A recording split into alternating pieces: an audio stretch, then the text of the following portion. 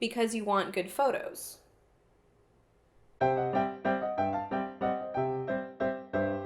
Oh, you need more information, all right? Bottom line, darling, you're throwing a lavish private party to celebrate yourselves. That's what is actually happening. If all you wanted was to just be married, go down to the courthouse, do it for less than $100. But you don't want to just be married. You want a wedding. Nice looking place, fancy dress, food and booze, and you want all that shit beautifully photographed. Of course you do. You're basic. You want that captured beautiful moments making you look better than you actually do, low depth of field type shit. Well, guess what, Buttercup? If you demand a certain level of expertise, that costs a certain amount of money. Okay, yes, fine. I don't expect it to be free, but why does it cost thousands of dollars? That's ridiculous. All right, baby. I understand your surprise. Let me educate you. Let's start by talking about a typical non-wedding photo session. Family photos, corporate headshots, that kind of thing. Normally, it takes about an hour, you get some really nice photos out of it, costs around $150. So for simplicity's sake, let's say $150 represents a standard photo shoot with 1 hour of shooting, 2 hours of processing. On average, a wedding takes about 10 hours to shoot and 40 hours to process. Yeah, it's a lot. So math says that a wedding price like a standard photo shoot should come out to about $2,500. But weddings by nature up the stakes automatically, alright? You can't do a reshoot, everything that happens that day is once in a lifetime, and everyone's getting shit-faced.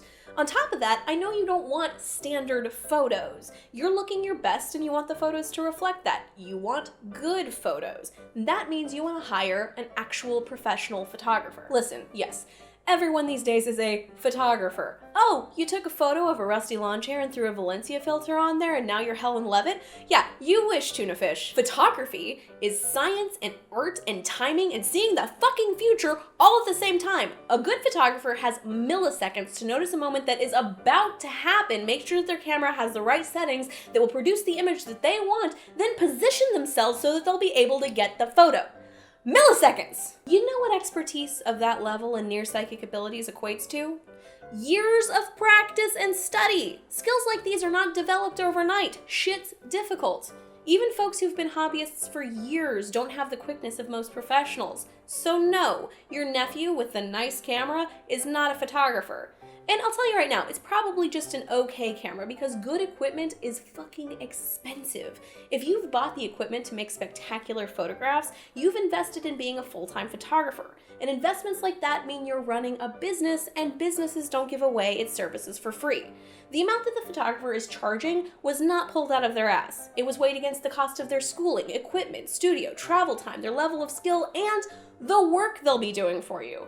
And weddings are a lot of work. Not just for the photography, but because we have to deal with you. Listen, your bridesmaids aren't going to tell you this, but you're awful. You're just the worst. And we have to put up with your bullshit. We have to tell you you're pretty and talk you off ledges and kiss your ass because it's part of the job. Wedding photographers double as therapists on the big day. Why? Because we're right there, all fucking day.